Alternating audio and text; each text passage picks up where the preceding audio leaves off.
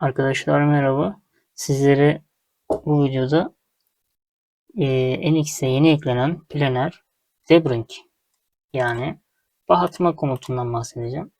Insert operasyon deyip mid planner içerisine girdiğimiz zaman komutumuz, metodumuz bu tarafta.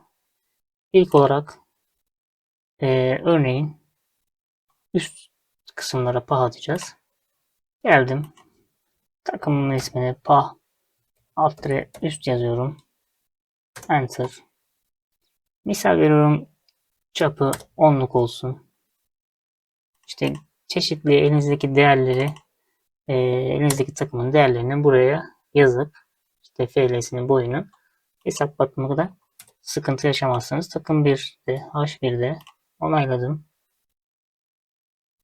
Bu kısımdan Space Part kısmından parçamı seçtim. Tekrar main menüsüne geldim. Şu kısım şekilde de görüldüğü gibi pağımızı derinleştirmeye yarıyor. Bu kısımda biraz da içe doğru girmeye yarıyor. Takımımızı seçtik. Bir hesaplatalım.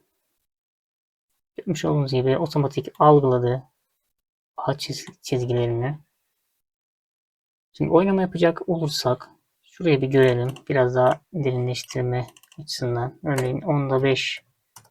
Bakalım hata alacak mıyız? Hatayı almadık. 10'da 5 daha içeri zette girdi. Daha derin bir pah yapma amacımız. Bu kısım köşeleri radius değil daha keskin çıkarmasını istiyorsak Accent seçeneğini seçebiliriz. Onun haricinde geometri kısmına geldim. Dedim ki bana buradaki kısmının pahını yapma. Hesaplatıyorum. Üst alt çizgiyi seçtim sanırım. Üst çizgiyi seçtim. Onayladım. Hesaplattım.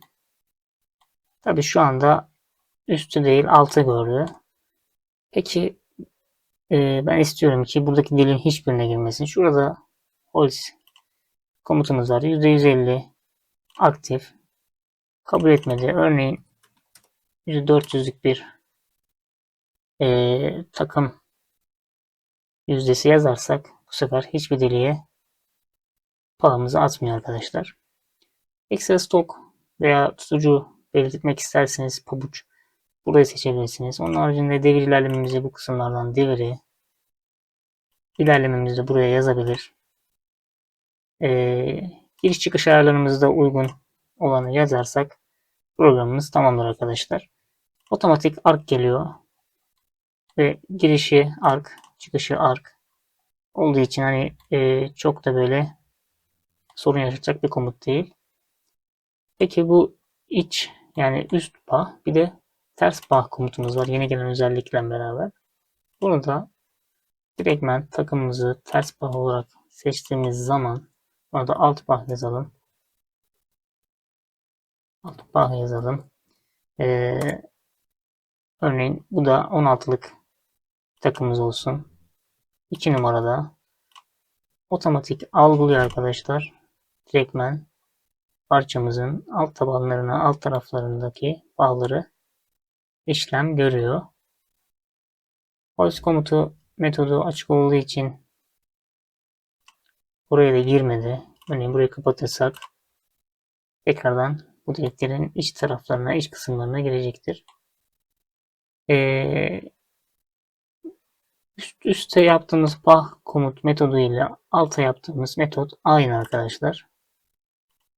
Sadece mevcut takımımızı seçtiğimiz zaman program otomatikman onu algılıyor. Başka bir videoda görüşmek üzere. Hoşçakalın.